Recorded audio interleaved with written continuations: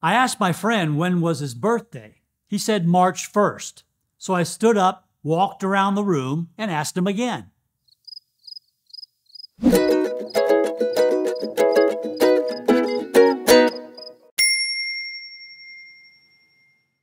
If your family wants to join Jesus on his mission, you really don't have to wonder where to go.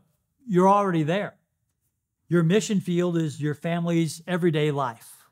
We had words up on the wall at our home in Texas that said, "Enter as guests, leave as friends." And we tried to live by that.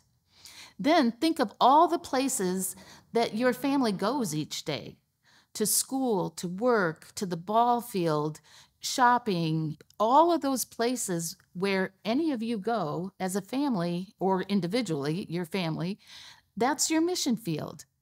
To join Jesus on his mission in those places, you're not asked to save people, but to notice and love people. However, if we want to take joining Jesus to the next level, then we're going to have to introduce one more practice that we see Jesus doing in the Gospels, and that's prioritize lost sheep. In Luke chapter 15, we read, "Now the tax collectors and sinners were all gathering around to hear Jesus.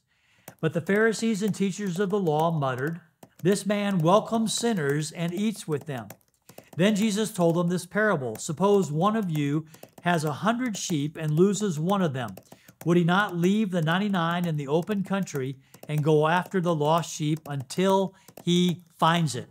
He then goes on to tell two more stories about a woman who looks for a lost coin and a father who looks for a lost son. In each of these cases where Jesus is explaining why he was eating with sinners and welcoming them. It was because he was looking for the lost. So who's your one lost sheep? Who's your one lost coin? Who's your one that God's already placed around you? Maybe in your neighborhood, maybe at the daycare, maybe at the school, maybe at the place where you work. Who is that one person that is living their life struggling without the grace and truth of Jesus, struggling to live without something we already have in abundance? There are many, to be sure, but start with one.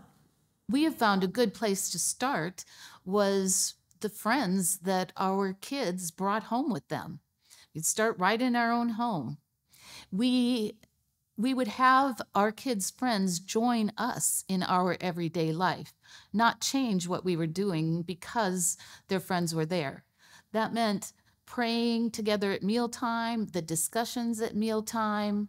Oftentimes our kids, we saw rolled eyes or heard, "Do we have to do that?" Or, "Come on, Mom and Dad." And yet, really, when we look back, I think our kids enjoyed having their friends see us interacting and being real as a family. Yeah, so joining Jesus on his mission, we certainly are going to live a life of love. That means we love whoever God brings across our path on any given day. But we want, like Jesus, to have a priority on looking for that one lost sheep. Who's that one person that's already nearby, already within your circle of relationship, that you can start to prioritize as someone that you want to help them from God through us to them experience his love, experience his kindness, and start hearing about the value and worth they have from God. So, who's your one, and when are you going to start looking?